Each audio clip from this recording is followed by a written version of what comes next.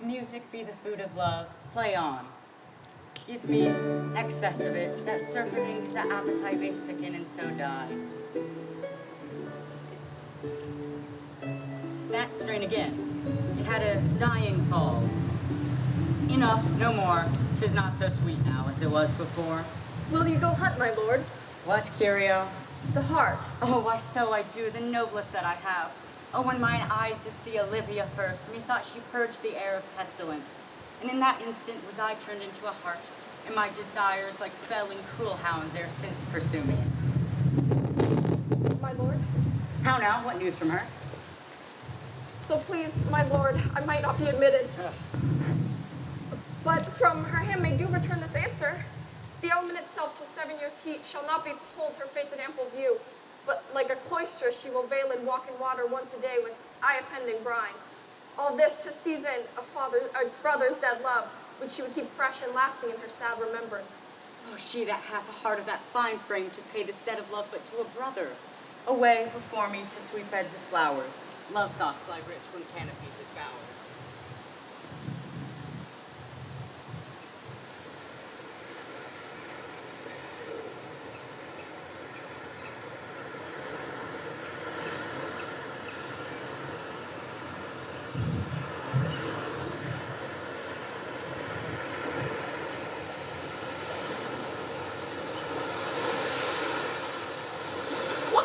Friend, is this? This is Illyria, lady. What should I do in Illyria? My brother, he is in Elysium. Perchance he is not drowned. What think you, Captain? It is perchance that you yourself were saved. My poor brother. And so, perchance may he be. For saying so, there's gold. Here you go. Knowest thou this country? Aye, madam. Well, for I was bred and born not 3 hours' travel from this very place. Who governs here? A noble duke, in nature as in name. What's the name? Orsino. Orsino! I've heard my father name him. He was a bachelor then. And so is now, or was so very late. For but a month ago I went from hence, and then 'twas fresh in murmur that he did seek the love of fair Olivia. What's she? Oh, a virtuous maid, the daughter of a count, that died some 12 months since. Then, leaving her in the protection of his son, her brother, who shortly also died, for whose dear love, they say, she hath abjured the company and sight of men. Oh, that I served that lady. That were hard to compass, because she will admit no kind of suit. No, not the duke's. There is a fair behavior in thee, Captain. I prithee, and I'll pay thee bounteously. Conceal me what I am. I'll serve this duke. Thou shalt present me as a eunuch to him. It may be worth thy pains, for I can sing and speak to him in many sorts of music that will allow me very worthy service. What else mayhap to time I will commit, only shape thou thy silence to my wit.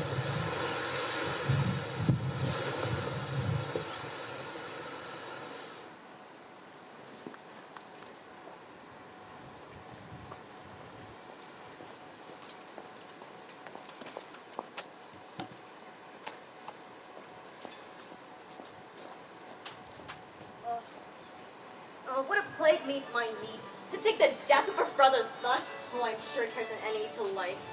By my troth, Sir Toby, you must come at earlier nights.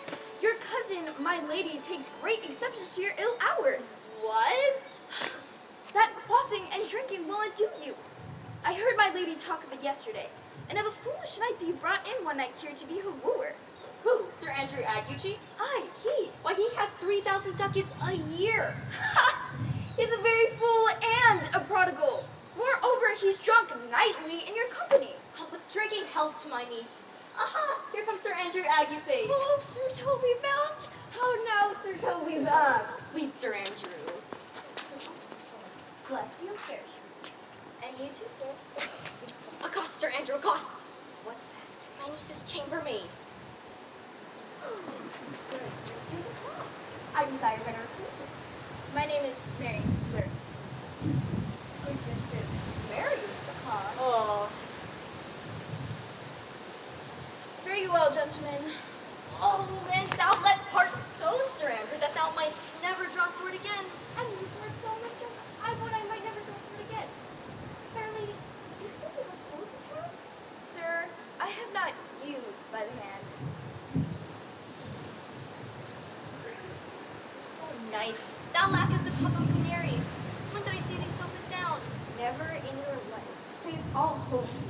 Sir Toby, your niece will not concede. Or if she be, it's 4-1. She'll none of me. The Count himself, he hard by me, sir. Oh, she'll none of the counts. Nay, she will not match above her degree, neither estate, years, nor wit. Ah, there's life in it, man. I'll stay a month longer. I am a fellow of the strangest mind in the world. Come, shall we set about some revels? What shall we do else? Let me see thee caper. Ha, higher! Excellent!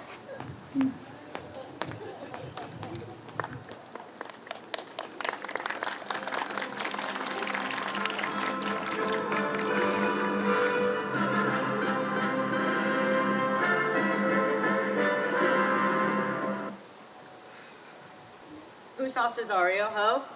On your attendance, my lord, here. Stand you a while aloof. Cesario, thou knowest no less but all. I have unclasped to thee the book even of my secret soul. Therefore, good youth, address thy gate unto her. Tell them there thy fixed foot shall grow till thou have audience. Sure, my noble lord, if she be so abandoned to her sorrows it is spoke, she never will admit me. Be clamorous and leap all civil bounds rather than make unprofited return. Say I do speak with her, my lord, what then? Oh, then unfold the passion of my love. Surprise her with discourses of my dear faith. It shall become thee well to act my woes. She will attend it better in thy youth than in a nuncio's of more grave aspect. I think not so, my lord. Dear lad, believe it, for they shall yet belie thy happy years to say thou art a man. Your Diana's lip is not more smooth and rubious. Thy small pipe is as the maiden's organ, shrill and sound, and all assemblative of a woman's part. I know thy constellation is right apt for this affair. Prosper well in this, and thou shalt live as freely as thy lord to call his fortunes thine. I'll do my best to woo your lady. And yet a barful strife, whoe'er I woo, myself would be his wife.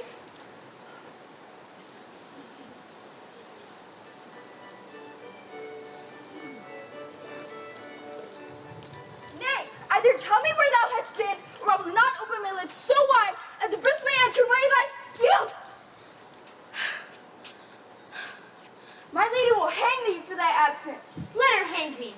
He that is well hanged in this world needs to fear no colors. Yet you will be hanged for being so long absent, or to be turned away. Is that not as good as a hanging to you? Many a good hanging prevents a bad marriage. Peace, you rogue! No more of that. Here comes my lady. Make your excuse wisely. You are best. Wit, and it be thy will, put me into good fooling. Better a witty fool than a foolish wit. God bless thee, lady! Take the fool away. Did you not hear, fellow? Take away the lady. Sir, I bade him take away you. Miss Cousin in the highest degree. Good Madonna, give me leave to prove you a fool. Can you do it? Dexterously, good Madonna. Make your proof.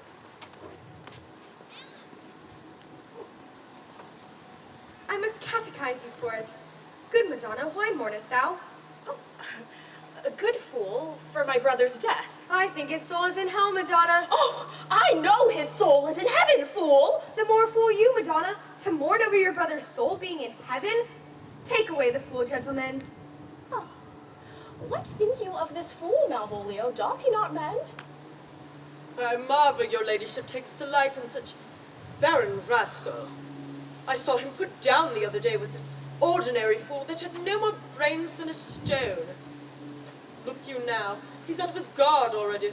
Unless you laugh and administer occasion to him, he's gagged. Oh, you are sick of self-love, Malvolio, and taste with a distempered appetite.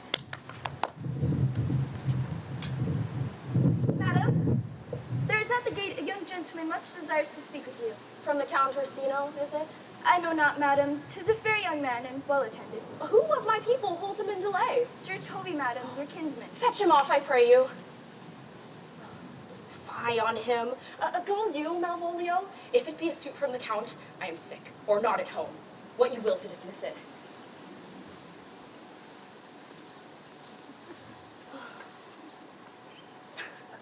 Now you see, sir, how your fooling grows old, and people dislike it.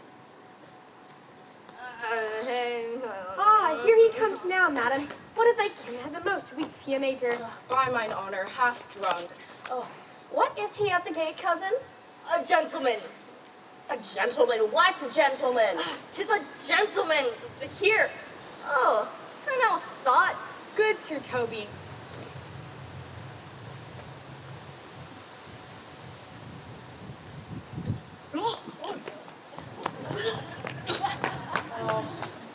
What's a drunken man like, fool? Like a drowned man, a fool, and a madman. One draught above heat makes him a fool. The second mads him, and the third drowns him. Go you, look after him. He is but mad yet, Madonna, and the fool shall look to the madman.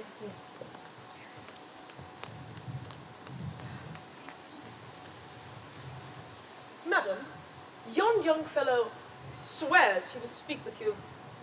I told him you were sick. He takes on him to understand so much, and therefore comes to speak with you. I told him you were asleep. He seems to have a foreknowledge of that too, and therefore comes to speak with you. What is to be said to him, lady? He's fortified against any denial. What kind of man is he? Why, of mankind. Well, what matter of man? Very ill manner.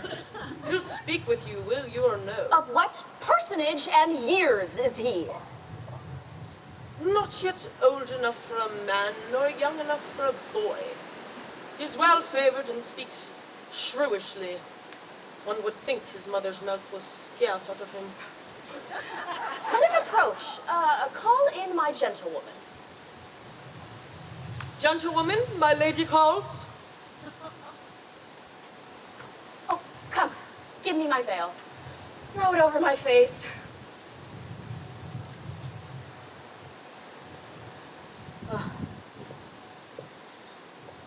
We will once more hear Orsino's embassy.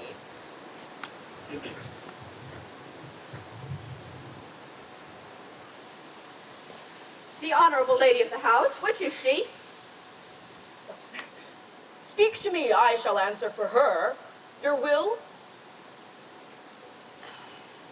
Most radiant, exquisite, and unmatchable beauty. I pray you tell me if this be the lady of the house, for I never saw her. I would be loath to cast away my speech. Whence came you, sir? I can say little more than I have studied, and that question's out of my part. Good gentleman, give me modest assurance if you be the lady of the house, that I may proceed in my speech. Are you a comedian? No, my profound heart, and yet I swear I am not that I play. Are you the lady of the house? Ah, if I do not usurp myself, I am. Very well, I will on with my speech in your praise, and then show you the heart of my message. Oh, come to what is important in it. I forgive you the praise. Alas, I took great pains to study it, and 'tis poetical. 'Tis the more like to be feigned. I pray you, keep it in. I heard you were saucy at my gates, and allowed your approach rather to wonder at you than to hear you. If you be not mad, be gone. If you have reason, be brief. 'Tis not the time of the month with me to make one in so skipping a dialogue. Will you hoist sail, sir? There lies your way. No, good swabber, I am to hold here a little longer. Some mollification for your giant, sweet lady? Tell me your mind. I am a messenger. Oh, then speak your office. It alone concerns your ear. What I am, and what I would, are as secret as maidenhead. To your ears, divinity. To any others, profanation. Give us the place alone. We will hear this divinity.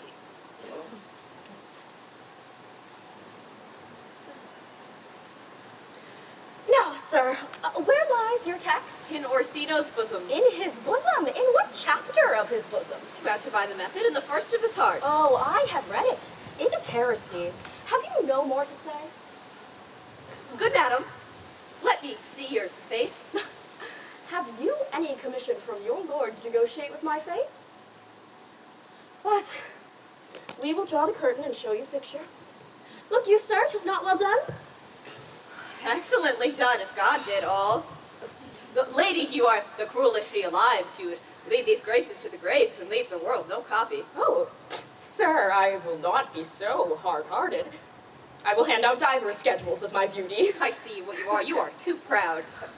But if you were the devil, you are fair. My lord and master loves you. How does he love me? Oh, with adorations, with fertile tears, with groans, with thunder love, with sighs of fire. Oh, your lord does know my mind. I cannot love him. He might have taken his answer long ago. If I did love you and my master's slave, and your denial, I would find no sense. I would not understand it. Why? What would you? Make me a willow cabin at your gate, and call upon my soul within the house. Prate loyal cantons of contemned love, and sing them loud even in the dead of night. Halloo your name to the reverberant hills, and make the babbling gossip of the air cry out, "Oh, Livia! Oh, you should not rest between the elements of air and earth, but you should pity me." Oh, you might do what? Oh, I'm so, what is your parentage? Above my fortunes, yet my state is well. I am a gentleman. Oh, yes, you too, your lord. I cannot love him. Let him said no more. Unless, perchance, you come to me again to tell me how he takes it. Fare you well. I thank you for your pains. Spend this for me. I am no feed post, lady, keep your purse. My master, not myself, lacks recompense. Love make his heart of flint that you shall love, and let your fervor, like my master's, be placed in contempt. Farewell, fair cruelty.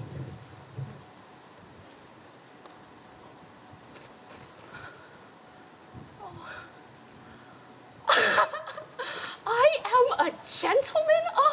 Oh, I'll be sworn thou art. Oh.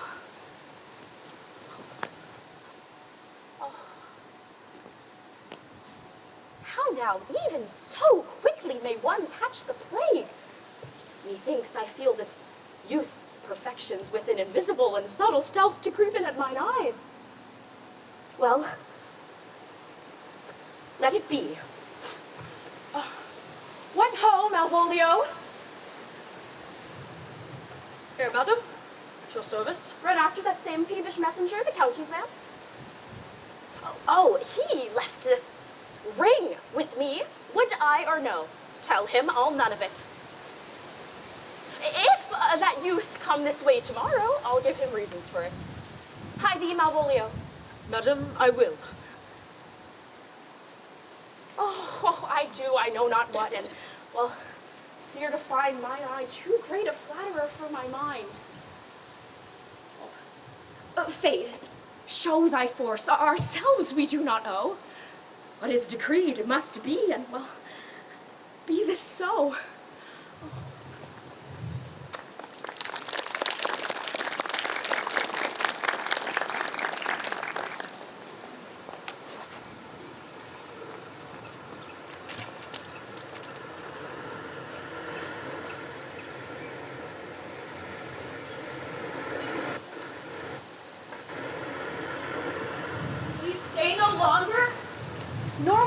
I go with you? By your patience now. My stars shine darkly over me. The malignancy of my fate might perhaps distemper yours. Let me yet know of you, whither you are bound. No, sooth sir. Antonio, my name is Sebastian, of which I called Rodrigo. My father is that Sebastian of Meslane, whom I know you've heard of. He left behind him myself and a sister, both born within an hour. If the heavens had been pleased, would we have so ended. You, sir, altered that. For some hour before you took me from the breach of the sea, was my sister's now. Alas, the day. A lady, sir, though it was said she much resembled me. She had a mind that envy cannot recall fair. She drowned already, sir, with salt water, so I seem to drown her remembrance again with more. If you will not murder me for my love, let me be your servant. Nay, good Antonio, desire it not. Fare you well at once. I'm bound to Count Orsino's court. Farewell. By the goodness of the gods, go with thee! I have many enemies in Orsino's court. Else, I would very surely see thee there. But, come what may, I do adore thee so, that danger shall seem sport, and I will go.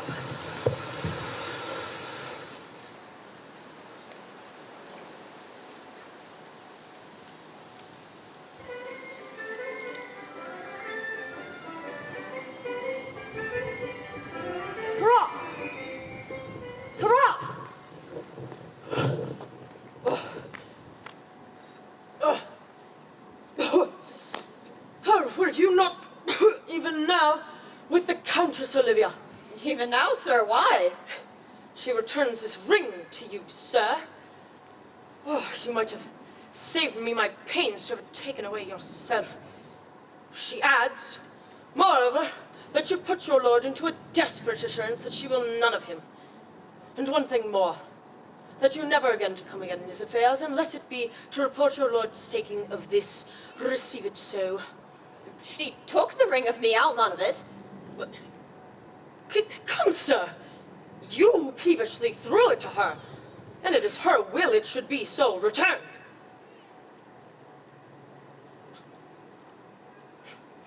If it be worth stooping for,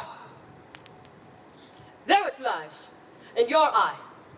If not, it is that finds it.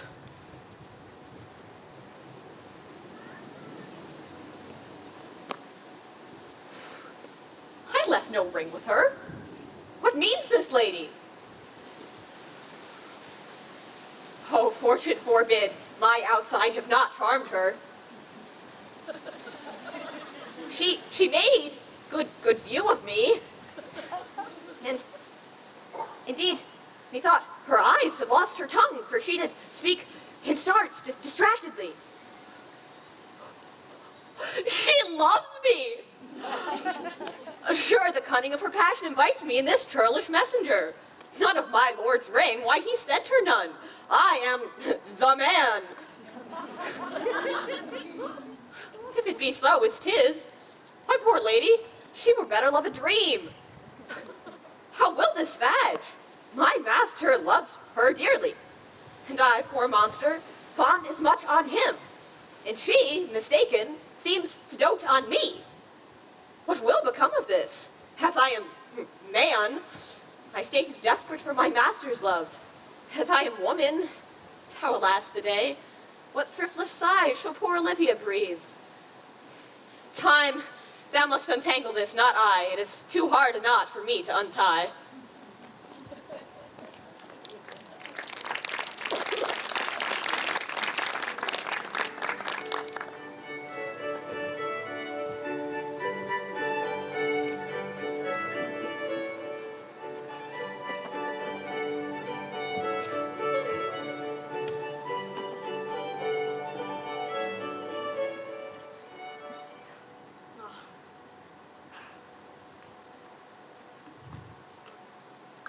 Approach, Sir Andrew. Not to be abed at midnight is to be up betimes, thou knowest. Nay, my troth, I know not. But I know to be up late is to be up late. Ah, a false conclusion. Maria, it's a stoup of wine.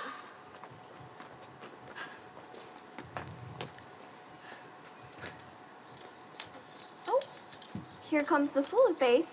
How now, my hearts? Oh, welcome, ass. Let's have a song. Would you have a love song or a song of good life? A love song. A love song. I care not for good life. Rose, rose, rose, rose, will I ever see thee wed? I will marry at thy will, sire, at thy will. Rose, rose, rose, rose, will I ever see thee wed? I will marry at thy will, sire, at thy will. Excellent. Good at faith. Ah, good. Good. Rose, rose. Woo.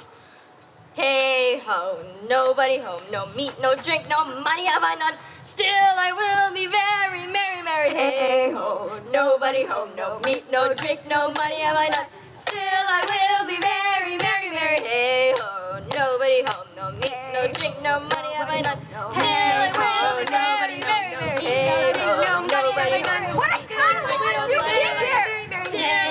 My lady has not come up to steward my bouillon and bid him turn out the door.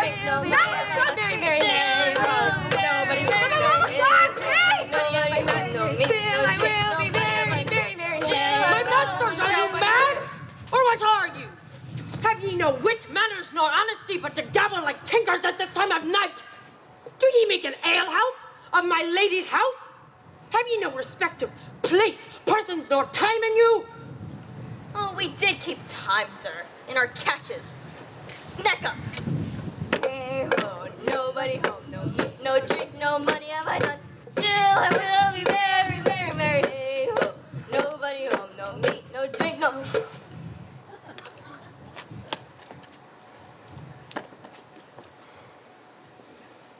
So, Toby, I must be round with you.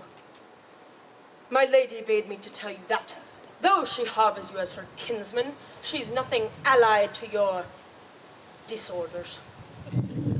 If you can separate yourself and your misdemeanors, you are welcome to the house.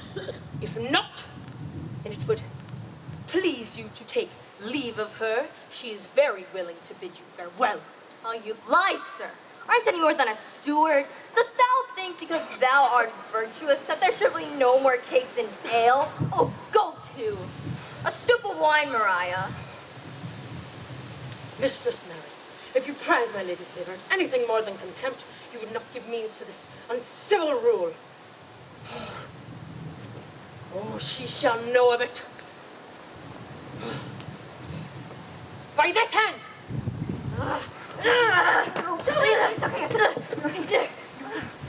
Peace, peace.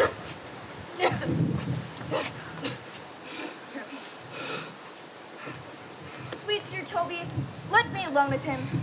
If I do not guile him into a nay word and make him a common recreation, do not think I have enough wit to lie straight in my bed. Possess us, tell us something of him. It is his grounds of faith that all that look on him love him. And on that vice in him, will my revenge find notable cause to work. What wilt thou do? I will drop in his way some obscure epistles of love, wherein, by the color of his beard, the shape of his leg, the manner of his gait, the expression of his eyes, forehead, and complexion, he shall find himself most feelingly personated. I can ride very like my lady, your niece. Ah, excellent. I smell a device. I have it in my nose, too. Well, he shall think, by the letters that thou wilt drop, that they come from my niece, and that she is in love with him.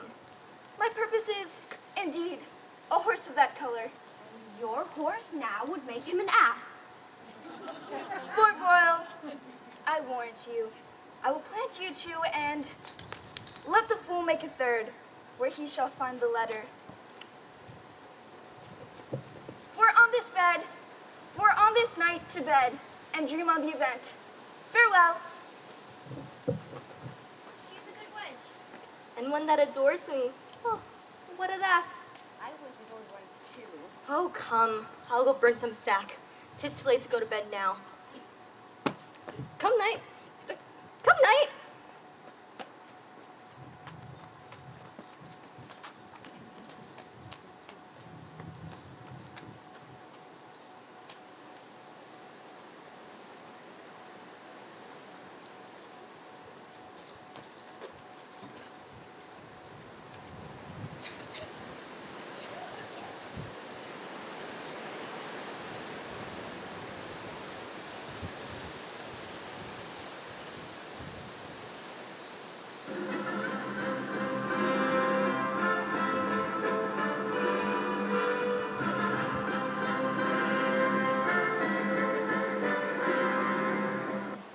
Give me some music.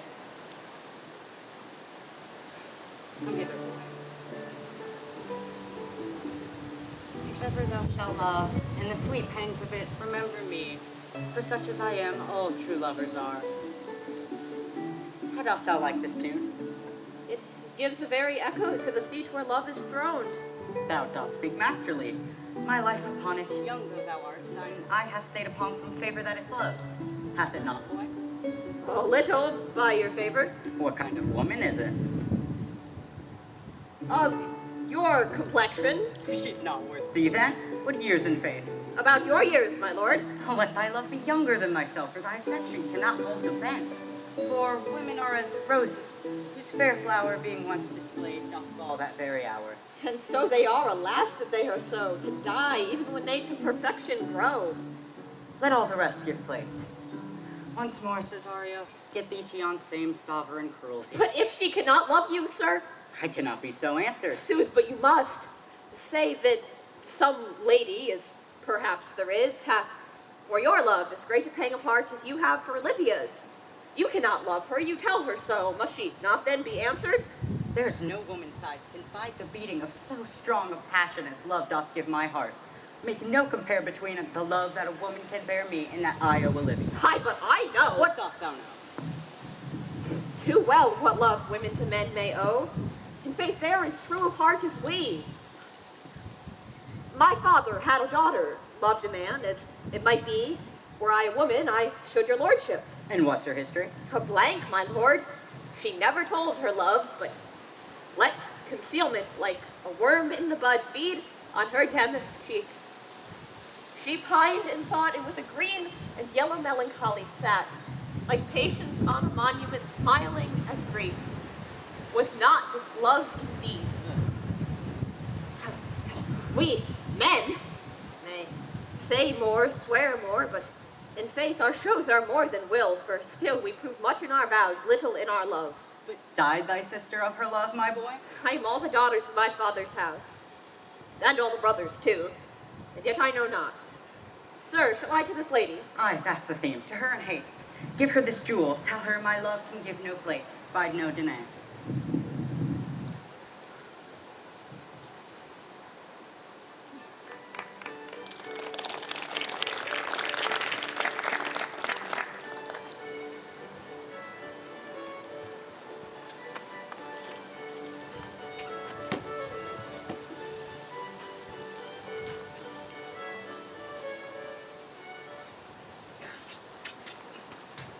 Come thy way, Senior Fabian. Nay, I'll come, if I lose a scruple of this sport, leaving me boiled to death with melancholy. Here comes the little villain. Get ye all three into the bond street. Mapoli is coming down this walk. Observe him, for the love of mockery, for I know the sun will make a contemplative idiot of him.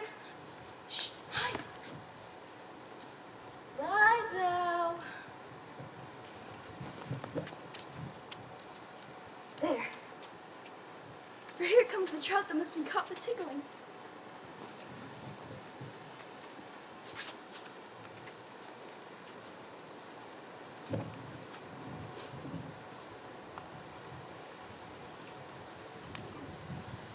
"'Tis but fortune, all this fortune.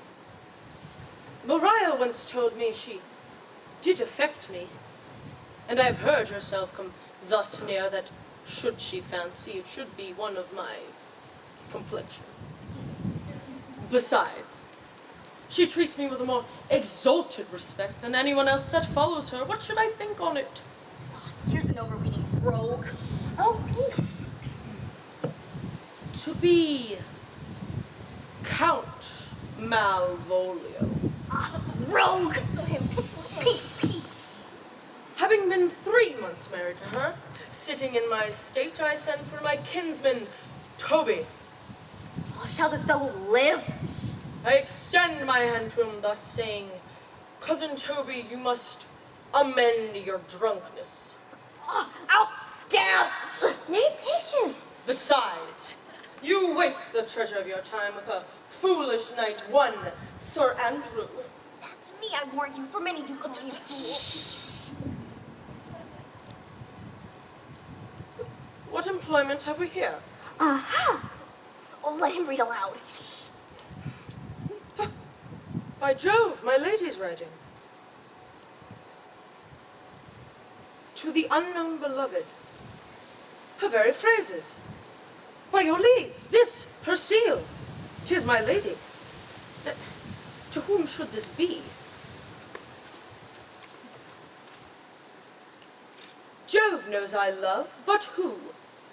Lips do not move, no man must know. No man must know. What follows? I may command where I adore, but silent, like a lucreous knife, with blood this stroke my heart doth gore. M-O-A-I doth sway my life. M-O-A-I doth sway my life. Nay, but first let me see. What dish o' poison has she drugged him? I may command what I adore. She may command me. She's my lady. I serve her. And at the end, what should this alphabetical position portend? If I could make that resemble something in me, softly, M-O-A-I. M-O-A-I. Malvolio! M! Why, that begins my name! Why, every one of these letters are in my name! Oh, soft! Here follows prose. If this fall into thy hand, revolve. In my stars I am above thee, but be not afraid of greatness. Some are born great, some achieve greatness, and some have greatness thrust upon them. Be opposite with a kinsman, surly with servants. She thus advises thee that sighs for thee. Remember who commended thy yellow stockings, and wish to see thee ever cross-gartered. Go to, thou art made if thou desirest to be so. If not, let me see thee steward still, the fellow of servants, and not worthy to touch fortune's fingers. Farewell, she that would alter services with thee, the fortunate unhappy.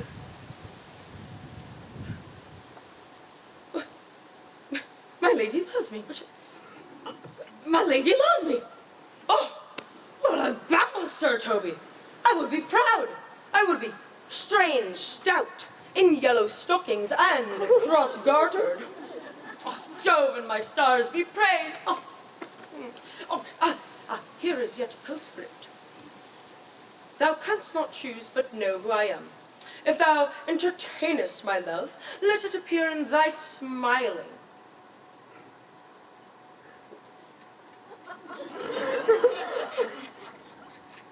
Thy smiles become thee well.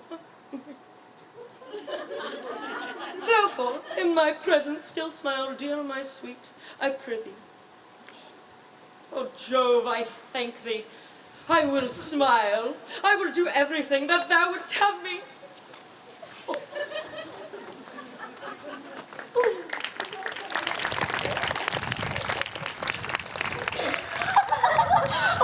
I could marry this one for this device. So could I too. And ask no other dowry with her, but such another jest. Nor I neither. Here comes my noble goal catcher. Oh, why, thou hast put him in such a dream that when the image of it leaves him, he must run mad. If you will then see the fruits of the sport, mark his first approach before my lady. If you will see it, follow me.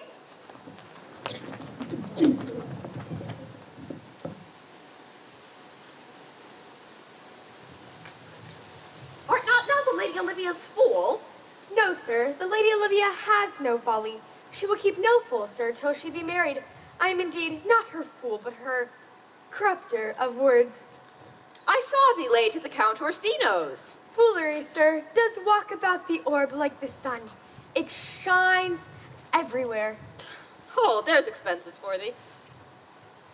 My lady is within, sir. This fellow's wise enough to play the fool, and to do that well craves the kind of wit.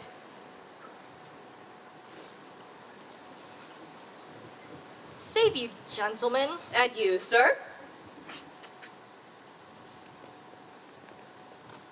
Dio vos guardi wants here.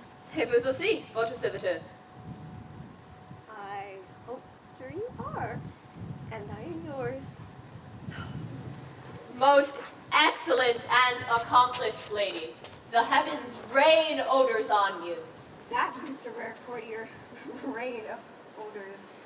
Well, My matter has no voice to your own most pregnant and vouchsafed ear. odors? Pregnant and vouchsafed? Oh. Let the garden door be shut and leave me to my hearing.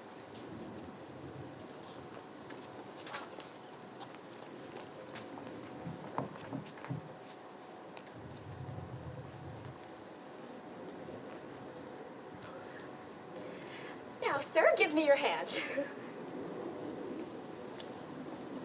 My duty, madam, and most accomplished service.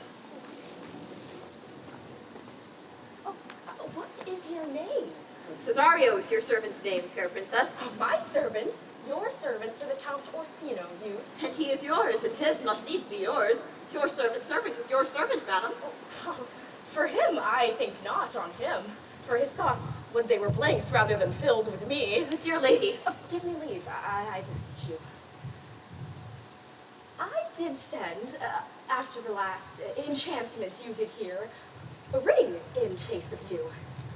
So did I abuse myself, my servant, and I fear me you.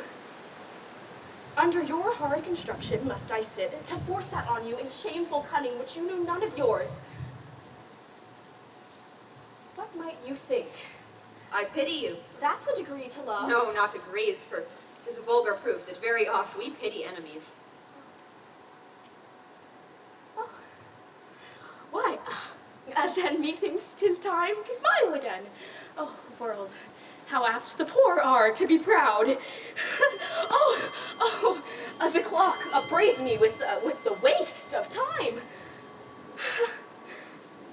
Be not afraid, good youth, I will not have you. And yet, when wit and good youth has come to harvest, your wife is like to reap a proper man.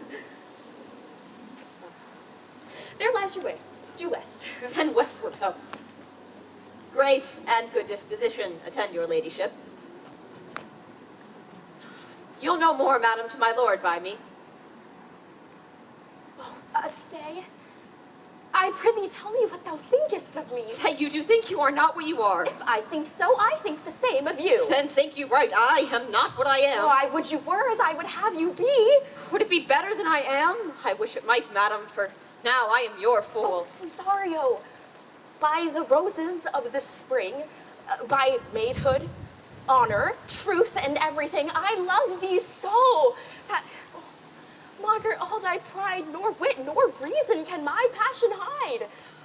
By innocence I swear, and by my youth I have one heart, one bosom, and one truth, and that no woman has, nor never none shall master be of it, save I alone. And so adieu, good madam, nevermore shall I my master's tears to you deplore. Oh, yet come again, for thou mayest move this heart, which now abhors, to like his love.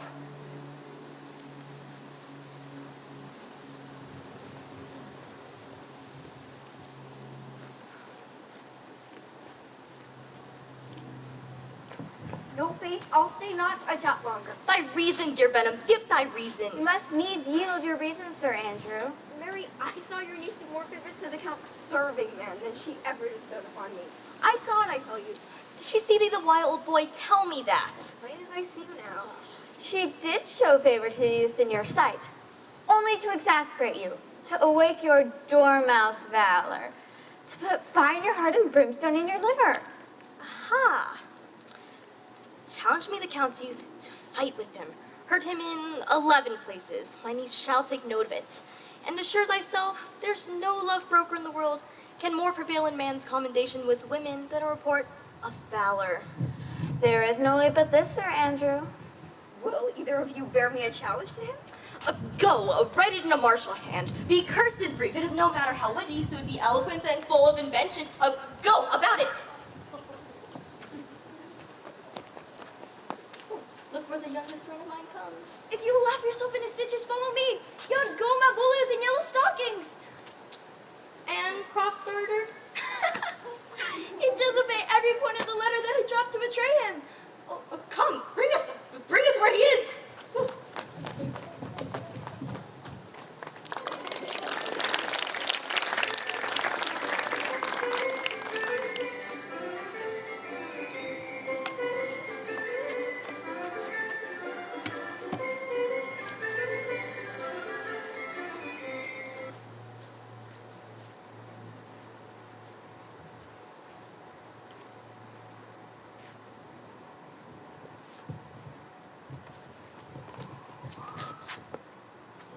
I would not by my will have troubled you, but since you make your pleasure of your pains, I will no further chide you. I could not stay behind you. My desire, more sharp than filed steel, did spur me forth. My kind Antonio, I can no other answer make but thanks, thanks, and ever thanks. Now, what's to do? Shall we go see the relics of this town? Tomorrow, good sir. Best first go see your lodging. I do not without danger walk these streets. Once, in a sea fight against the Count, his galleys I did some service. Of such note indeed that, were I taken here, I should pay dear. Do not then walk too open. It doth not fit me. Hold, sir. Here is my purse. In the south suburbs, at the Elephant, is best to lodge. There you shall find me. I'll be your purse bearer and leave you for an hour. To the Elephant! I do remember.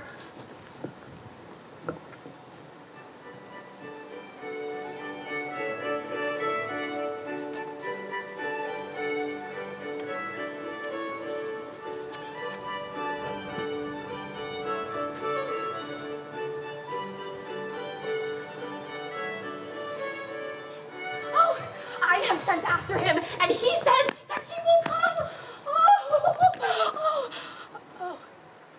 I speak too loud. Where is Malvolio? He is sad and civil, and suits well for a servant of my fortunes. Where is Malvolio? He's coming, madam, but in a very strange manner. But like he's mad. Go call him hither. I am as sad as he. Sad and merry madness equal be. Madam? How now, Malvolio? Sweet lady! Smilest thou? I sent for thee upon a sad occasion. Sad, lady? I could be sad. This does cause for some obstruction in the blood, this cross-gartering. But what of that? If it please the eye of one, it is with me as the very true sonnet is. Please one, and please all. Why, how dost thou, man? What is the matter with thee? Not black in my mind, though yellow in my legs. It did come to his hands, and the commands shall be executed. I think we do know the sweet Roman hand. Wilt thou go to bed, Malvolio? What, to bed? Aye, sweet lady, I'll come to thee. Oh, God, comfort thee! Why dost thou smile so and kiss thy hand so oft? Be not afraid of greatness. 'Twas well writ. What meanest thou by that, Malvolio? Why, some are born great. Huh? Some achieve greatness. What sayest thou? And some have greatness thrust upon them. Oh, heaven restore thee! Remember who commended thy yellow stockings, Thy yellow stockings. and wish to see thee cross-gartered. Cross-gartered? Go to, thou art made, if thou desirest to be so. Maid? If not, let me see thee a servant still. Oh, this is very midsummer madness. Oh, madam, the young gentleman of Count Orsino's is returned. I could hardly entreat him back. He attends your ladyship's pleasure. I'll come to him. Good Maria, let this fellow be looked to. Oh, where's my cousin Toby? Let some of my people have special care of him. Oh.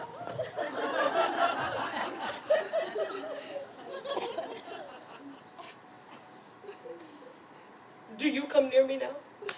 No worse man than Sir Toby to look after me. This concurs directly with the letter. She sends him on purpose, so that I may appear stubborn to him, for she incites me to that in the letter. And when she went away now, let this fellow be looked to. Fellow! Not Malvolio, nor after my degree, but fellow. What is to be said? Nothing that can be can come between me and the full prospect of my hopes. Ha ha! Ooh. Well, Jove is the doer of this, not I, and he is to be thanked.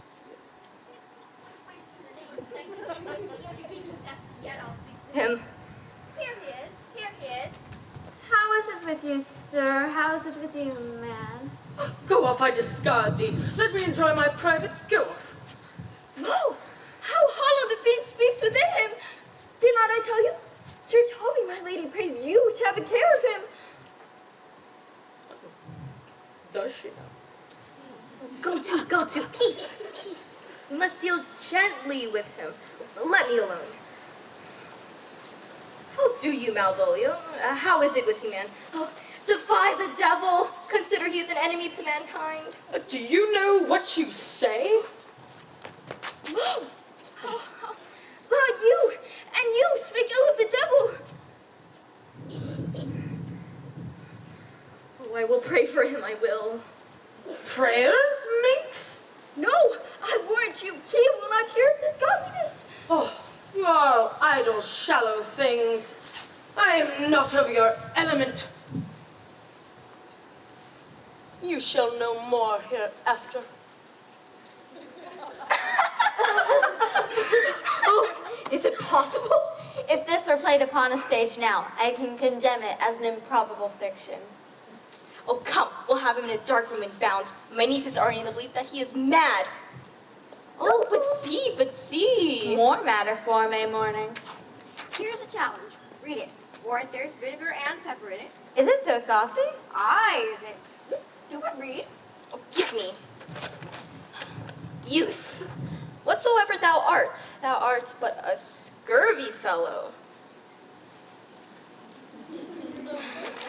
Thou comest to the Lady Olivia, and in my sight she uses thee kindly.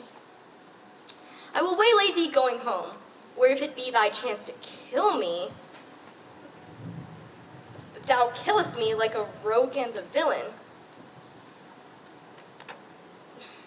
Fare thee well, and God have mercy upon one of our souls, thy friend, as thou usest him, and thy sworn enemy, Andrew Aguecheek. Well, if this letter move him not, his legs cannot. I'll give it him. You may have a very fit occasion for it. He is in some commerce with my lady, and will by and by depart. Oh, go, scout me for him at the corner of the orchard. When thou seest him, swear horribly. Go, about it! Now will not I deliver his letter, for the behavior of the young gentleman gives him out to be of good capacity in breeding. His employment between his lord and my niece confirms no less. Therefore, this letter, being so excellently ignorant, will drive no terror in the youth. He will find it comes from a clodpole. But, sir, I will deliver his challenge by word of mouth, set upon Aguecheek, a notable report of valor, and drive the gentleman, as I know his youth will aptly receive it, into a hideous opinion of his strength, skill, fury, and impetuosity. This will so fright them both that they will kill one another by the look, like cockatrices.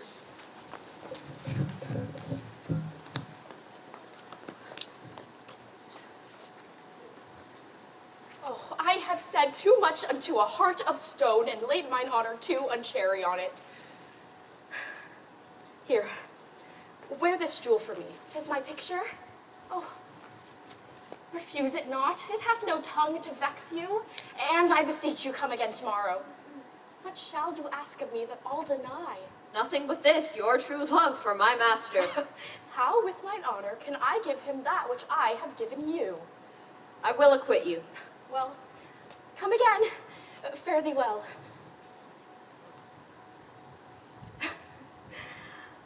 A fiend like thee might bear my soul to hell.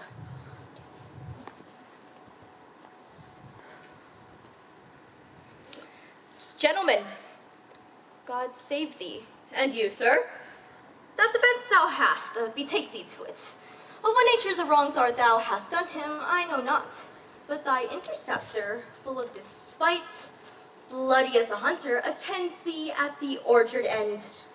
Be ye in thy preparation, for thy assailant is quick, skillful, and deadly. You mistake, sir. I am sure no man hath any quarrel with me. Oh, you'll find it otherwise, I assure you. Therefore, betake thee to your guard, for your opposite hath in him what youth, strength, skill, and wrath can furnish man withal. I will return again into the house and desire some conduct of the lady. I am no fighter. I have heard of a kind of man that put quarrels purposely onto others to taste their valor. Belike this is a man of that quirk. Sir, no. His indignation derives itself out of a very commented injury. Therefore, get you on and give him his desire. Back you shall not into the house. This is as uncivil as strange. I beseech you, during the courteous office is to know of this knight what my offense to him is. It is something of my negligence, nothing of my purpose. I will do so. Senior Fabian, say you by this gentleman till my return. Pray you do know of this matter. I know the knight is incensed against you. What manner of man is he? He is indeed, sir, the most skillful, bloody, and fatal opposite that you could have possibly found in any part of Illyria. Will you walk with me? I would make your peace with him if I could. I'd be much bound to you for it. They say he has been ventured to the Shah. Oh, pox on it, I'll not meddle with him. Aye, but he will not now be pacified. Oh, Fabian scarce hold him yonder. Oh, plague on it. Let the matter slip, and I'll give him my horse, great hap of it. I'll make the motion. Stand here, make a good show on it. This shall end without the perdition of souls. Mary, I'll ride your horse as well as I ride you. I have his horse to take up the quarrel. I have persuaded him to use the devil. He is as horribly conceited of him, and pants and looks pale as if a bear were at his heels. Oh, there's no remedy, sir. The gentleman will, for oath's sake, fight with you. Mary, he had better bethought him of his quarrel, and finds that now scarce to be worth talking of. Therefore, draw. For the supportance of his vow. He protests he will not hurt you. Pray God defend me. A little thing would make me tell them how much I lack of a man. Stand ground if you seem furious. Oh, come, Sir Andrew. The gentleman will, for his honor's sake, have one bout with you.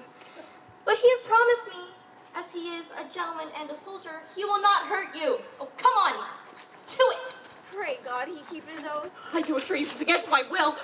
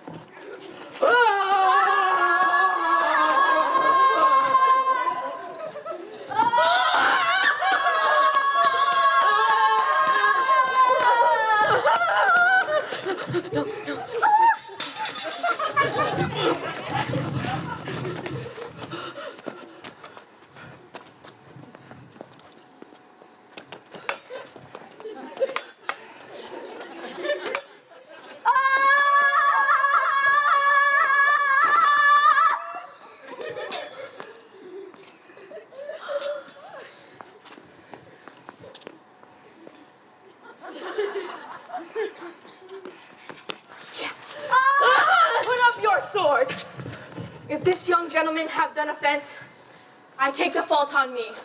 If you offend him, I defy you. You, sir, why, what are you? One, sir, that for his love dares yet do more than you have heard him brag to you he will. Nay, if you be an undertaker, I am for you.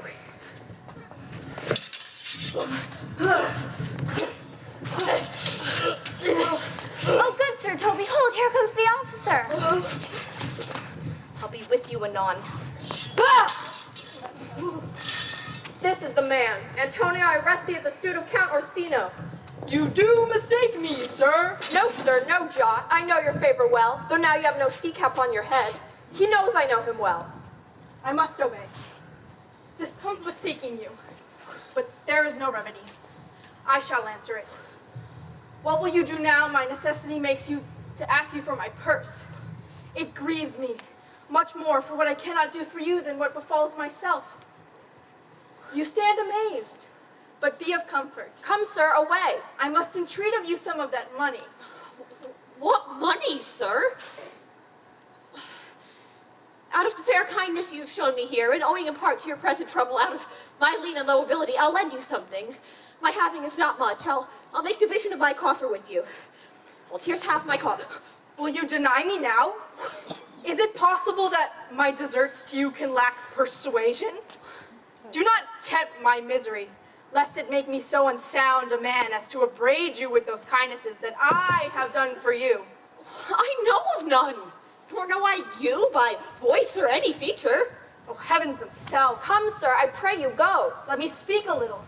This youth you see here, I snatched one half out of the jaws of death. What's that to me? The time goes by, away.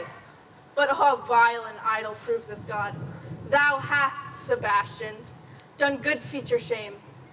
In nature, there is no blemish but the mind. None can be called deformed but the unkind. The man grows mad. Away with you. Come, sir. Lead me on.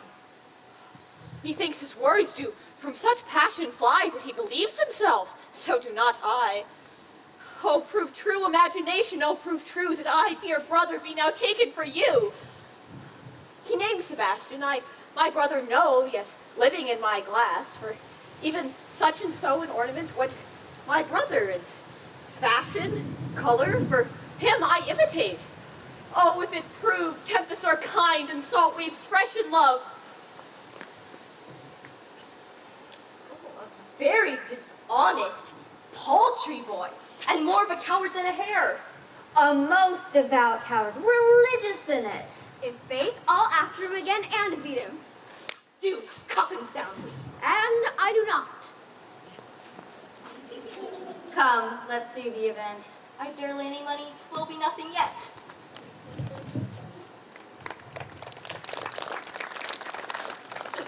Will you make me believe that I am not sent for you? Go to, go to. Thou art a foolish fellow. Let me be clear of thee. Well, hold out in faith. No, I do not know you, nor am not sent to you by my lady to bid you come speak with her. Nor your name is not Master Cesario, nor this is not my nose neither. Nothing that is so, is so. I prithee vent thy folly somewhere else. Thou knowest not me. Vent my folly. He has heard that word of some great man, and now applies it to a fool. Vent my folly. I prithee now, ungird thy strangeness, and tell me what I shall vent to my lady. Shall I vent to her that thou art coming? I prithee, foolish Greek, depart from me. There's money for thee. If you tarry longer, I shall give you worse payment. Now, sir, have I met you again? There's for thee. Why? There's for thee. And there. And there. Are all the people mad? Hold, sir, or I'll throw your dagger over the house. This will I tell my lady straight. I would not be in some of your coats for 2 pence. Oh, come on, sir, hold. Nay, let him alone. I'll go another way to look with him. I'll have an action of battery against him if there be any law in Illyria. Let me at him! I did strike him first. Yet it's no matter for that. Let go thy hand. Oh, come, sir, I will not let you go. Come on, young soldier, put up your iron. Oh, you are well fleshed. Oh, come on! I will be free from thee. What wouldst thou do now? If thou darest tempt me further, draw thy sword. Oh, what? What? Nay, then must have an ounce or two of this malapert blood from you. Uh-huh.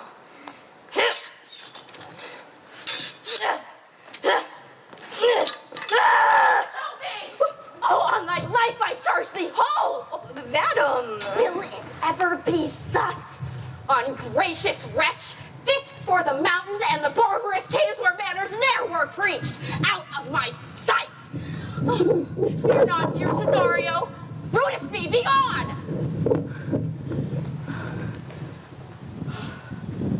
Oh, I prithee, gentle friend, go with me to my house, and hear thou there how many fruitless pranks this ruffian hath launched up, that thou thereby mayest smile at this. Thou shalt not choose, but go. What relish is in this, how it rents the stream? Or I'm mad, or else this is a dream. Let fancy still my sense and let us sleep. If it be thus to dream, still, let me sleep. Nay, come, I prithee. Oh, but thou wouldst be ruled by me. Madam, I will. Oh, say so, and so be.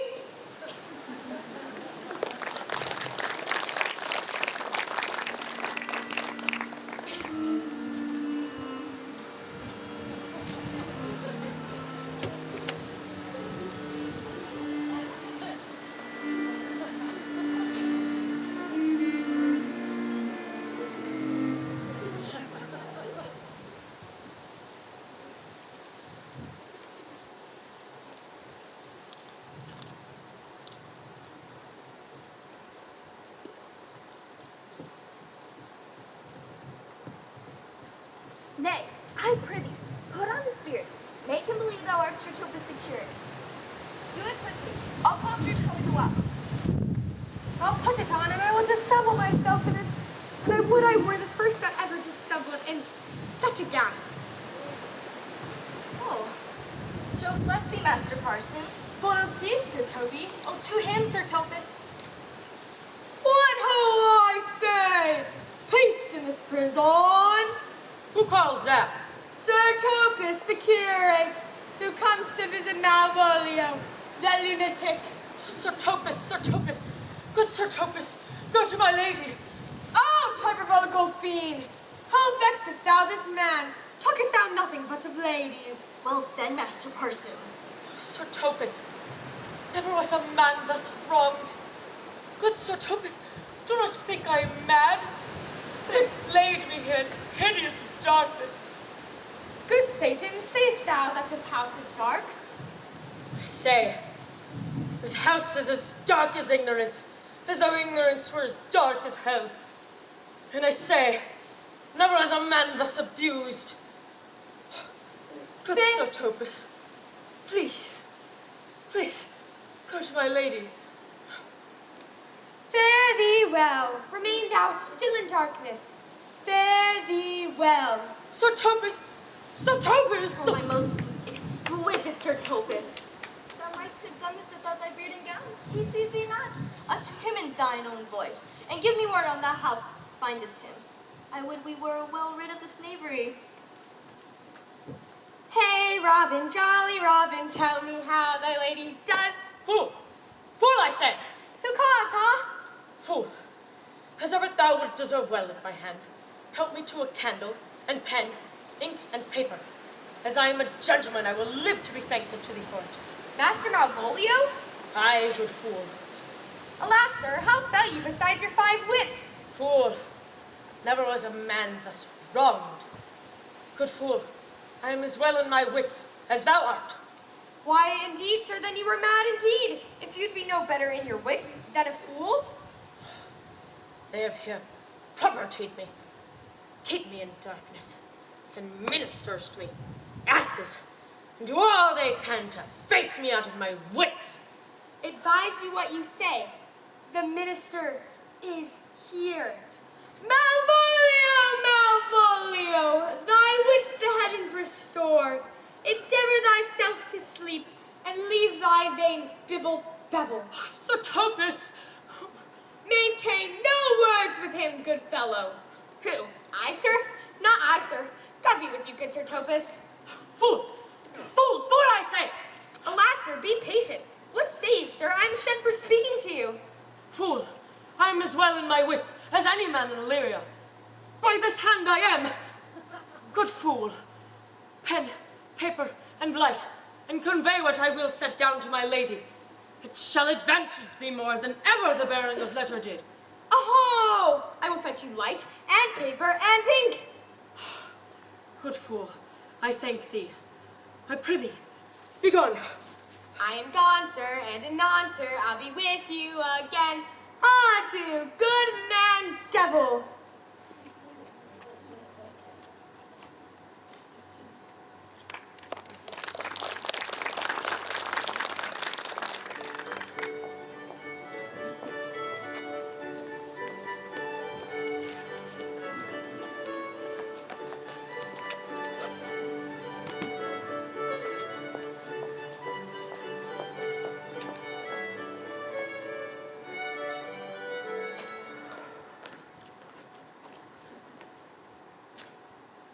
This is the air.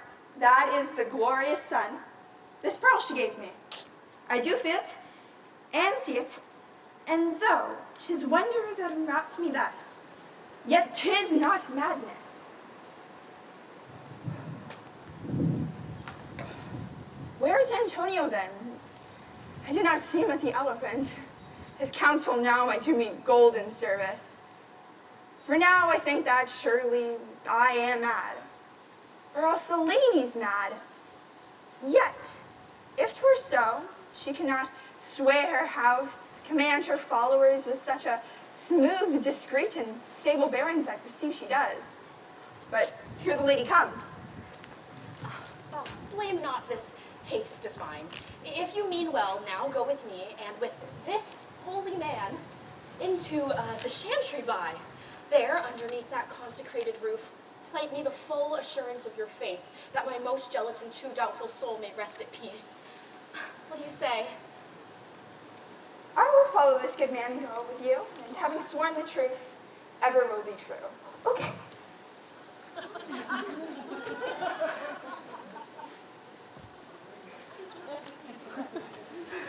Then lead the way, good Father, and heaven so shine that they may fairly note this act of mine. Now as thou lovest me, let me see his letter. Good Master Fabian, grant me another request. Anything. Do not desire to see this letter. This is to give a dog, and in recompense, desire my dog again. Belong you to the Lady Olivia, friends? Aye, sir, we are some of her trappings. I know thee well. How dost thou, my good fellow? Truly, sir, the better for my foes and the worse for my friends. Just the contrary, the better for thy friends. No, sir, the worse. And how can that be? Marry, sir, they praise me, make an ass of me. Now my foes tell me plainly I am an ass. Why that by my foes I profit in the knowledge of myself, and by my friends I am abused. Why then, the better for my foes and the worse for my friends. Oh, why, this is excellent. By my troth, sir, no, though it please you to be one of my friends. Thou shalt not be the worst for me. There's gold. This would be double dealing, sir. I would you could make it another. You can pull no more money out of me at this throw. But if you'll let your lady know I'm here to speak with her and to bring her along with you, it may awake my bounty further. Let your bounty take a nap. I will awake it anon. Here comes the man, sir, that did rescue me. That face of his I do remember well, yet when I saw it last, it was besmeared as black as Vulcan in the smoke of war. What's the matter? Orsino, this is that Antonio that took the phoenix and her fraught from Candy. Here in the streets, desperate in shame and state, in private rabble did I apprehend him. Sir, he drew on my side, did me kindness when I was beset, but in conclusion, put some strange speech upon me. I know not what 'twas, but distraction. Notable pirate, thou saltwater thief, what foolish boldness brought thee to their mercies, whom thou, in terms so bloody and so dear, hast made thine enemies? Orsino, noble sir, be pleased that I shake off these names you give me. Antonio was never yet thief or pirate, though I confess, on base and ground enough, Orsino's enemy. A witchcraft drew me hither. That most ungrateful boy drew from the rude seas and rage and foamy mouth. Did I redeem, and for his sake did I expose myself, pure for his love, into the danger of this adverse town. He denied me, he denied me mine own purse, to which I had recommended to his use not half an hour before. How can this be? When came he to this town? Today, my lord, and for 3 months before. Oh, here comes the Countess. Now heaven walks on earth. But for thee, fellow, thy words are madness. For 3 months this youth hath tended upon me. But more of that anon. Take him aside. What would my lord, but that he may not have, wherein Olivia may seem serviceable? Cesario, you do not keep promise with me. Atom? Gracious Olivia. What do you say, Cesario? Good, my lord. My lord would speak. My duty hushes me. Oh, well, if it be aught to the old tune, my lord, it is as fat and fulsome to mine ear as howling after music. Still so cruel? Still so constant, lord. What, to perverseness, you uncivil lady? What shall I do? Even when it please my lord, that shall become him. Why should I not, had I the heart to do it, kill what I love? Oh, but hear me this. Since you to non-regardance cast my faith, and since I partly know the instrument that screws me from my true place in your favor, live you the marble-breasted tyrant still. But this your minion, whom I know you love, and whom by heaven I swear I tender dearly, him will I tear out of that cruel eye where he sits in his master's spite. Come, boy, with me. My thoughts are ripe with mischief. I'll sacrifice the lamb that I do love to spite a raven's heart within a dove. And I, most jocund apt and willingly to do you rest, 1,000 deaths would die. Oh, where goes Cesario? After him I love. More than I love these eyes, more than life, more by all moors than air I shall love wife. Ay me, detested. Oh, how am I beguiled? Who does beguile you? Who does do you wrong? Hast thou forgot thyself? Is it so long? Oh, call forth the Holy Father. Come, away. Whither, my lord? Cesario, husband, stay. Husband? I, husband. Can he that deny? Her husband, sirrah? No, my lord, not I. Do not swear. Fear not, Cesario. Take thy fortunes up. Yes, thou knowest thou art, and then thou artest greatest, that thou fearest. Oh, welcome, Father. Father, I charge thee by thy reverence here to unfold what thou dost know hath newly passed between this youth and me. A contract of eternal bond of love, confirmed by mutual joinder of your hands, attested by the holy close of lips, strengthened by interchangement of your rings, and all the ceremony of this compact, sealed in my function, by my testimony, since when, my watch hath told me, toward my grave I have traveled but 2 hours. Oh, thou dissembling cub, what wilt thou be when time has cast a grizzle on thy face? Farewell and take her. But direct thy feet where thou and I henceforth may never meet. My lord, I do protest. Oh, little faith, though thou hast too much fear. Oh. For the love of God, a surgeon! Send one presently to Sir Toby. What's the matter? He has broken my head and given Sir Toby a bloody coxcomb too. Who has done this, Sir Andrew? The Count's gentleman, one Cesario. We took him for a coward, but he's the very devil incarnate. My gentleman Cesario. Odds likely, here he is. You broke my head for nothing. And that I did, I was set on to do it by Sir Toby. Why do you speak to me? I never hurt you. You drew your sword upon me without cause, but I bespoke you fair and hurt you not. If a bloody coxcomb you hurt, then you have hurt me. I think you said nothing by a bloody coxcomb. Here comes Sir Toby Coulting. You shall hear more. How now, gentlemen, how is it with you? Oh, there's old one has hurt me. And there's the end on it. Oh, sought. Did see Dick Surgeon sought. Oh, get him to bed and let his hurts be looked to. Oh, who hath made this havoc with them? I'm sorry, madam, I have heard your kinsman, but had it been the brother of my blood, I must have done no less with wit and safety. You throw a stranger guard upon me, and by that I do perceive I have offended you. Pardon me, sweet one, even for thous who made each other but so late ago. One face. One voice. One habit. Two persons. A natural perspective that is and is not. Antonio! Oh, my dear Antonio, how the hours have racked and tortured me since I have lost thee. Sebastian, are you? Fearest thou that Antonio?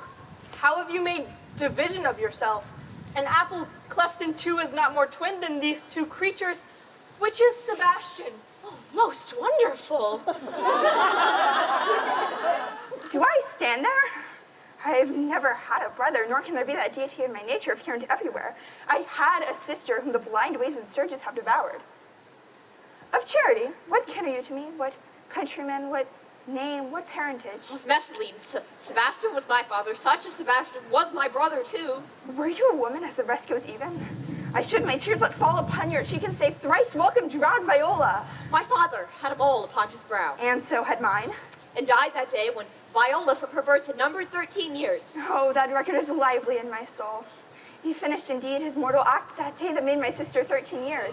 Oh, if nothing lets to make us happy both, but this my masculine usurped attire, I'll bring me to a captain in the town where lie my maiden weeds, by whose gentle help I was preserved to serve this noble count. All the occurrences of my fortune since have been between this lady and this lord. So comes it, madam, you have been mistook. But nature to her bias drew in that you would have been contracted to a maid. Nor are you therein by my life deceived. You have been betrothed to a maiden and a man. Be not amazed, right noble is his blood.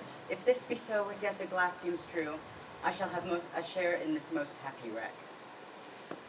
Boy, Thou hast said to me 1,000 times thou never shouldst love woman like to me. And all those sayings will I overswear, and those swearings keep as true in faith as doth that orbed continent the fire which severs day from night. Give me thy hand, and let me see thee in thy woman's weeds. Oh, I'll bring thee to a captain in the town where lie my maiden weeds, but he upon some action is now endurance at Malvolio's suit, a gentleman and follower of my lady's. Fetch Malvolio hither. Oh, and yet, alas, now I remember me, they say, poor fellow, he's much distracted. How does he, sirrah? Truly, madam, he has here writ a letter to you. Open it and read it. Look then to be well edified when the fool delivers the madman. By the Lord, madam! How now, art thou mad? No, Madonna, I do but read madness. Prithee, read it thy bright wits. So I do, Madonna, but to read at his right wits is to read thus.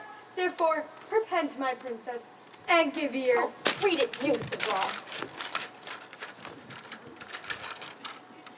By the Lord, madam, you wrong me, and the world shall know it, that you have put me into darkness and given your drunken cousin rule over me, yet I have the benefit of my senses as well as your ladyship. I have put your own letter that induced me to the semblance I put on. Think me as you please, I leave my duty a little unthought of, and speak out of my injury. The madly use Malvolio. Oh, did he write this? Aye, madam. The safer's not much of distraction. Fetch him off, Fabian, send him hither. Oh, my lord, oh, so please you, these things further thought on, to think me well a sister as a wife. One day shall crown the alliance on it, so please you, here at my house and at my proper cost. Madam, I am most apt to embrace your offer. Oh. Your master quits you, and for your service done him, from this time you shall be your master's mistress. Oh, a sister! Oh, you are she! Madam, you have done me wrong! Notorious wrong! Have I, Malvolio? No. Lady, you have. Pray!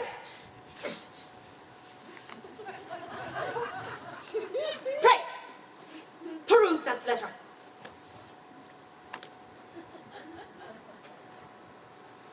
You must not now deny 'tis your hand, or say 'tis not your seal, nor your invention. You can say none of this. Grant it then, in the modesty of honor, and tell me why you have given me such clear lights of favor, bade me to come smiling and cross-gartered to you, to put on yellow stockings and to frown upon Sir Toby and the lighter people, and acting this in an obedient hope, why you've suffered me to be imprisoned, kept in a dark house, visited by a priest, and made the most notorious Geckengall that our invention played upon. Tell me why! Alas, Malvolio, this is not my writing. Though much like the character, but out of question, 'tis Mariah's hand. And now I do bethink me, it was she who first told me thou wast mad. Good, madam, hear me speak. Most freely I confess, myself and Toby set this device against Malvolio here. Upon some stubborn and uncourteous parts we had conceived against him. Maria writ the letter at Sir Toby's great importance, in recompense whereof he hath married her. Oh, alas, poor fool, how they have baffled thee. Oh. Why? Some are born great, some achieve greatness, and some have greatness thrust upon them. I was one in this interlude, one, Sir Topus, but that's all one. By the Lord, fool, I'm not mad, but do you remember? Madam, why laugh you at such a barren rascal? And you smile not, he's gagged. And thus the whirligig of time brings in his revenges. I'll be revenged on the whole pack of you.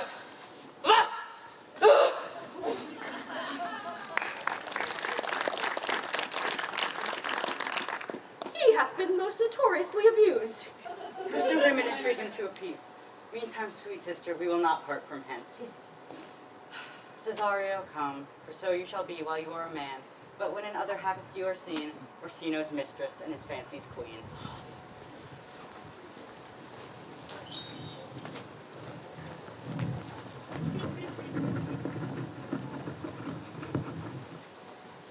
that I was, and a little tiny boy with hay ho, the wind and the rain. A foolish thing was but a toy for the rain. It raineth every day. But when I came alas to drive with hay ho, the wind and the rain, by staggering, but I never sighed for the rain. It raineth every day.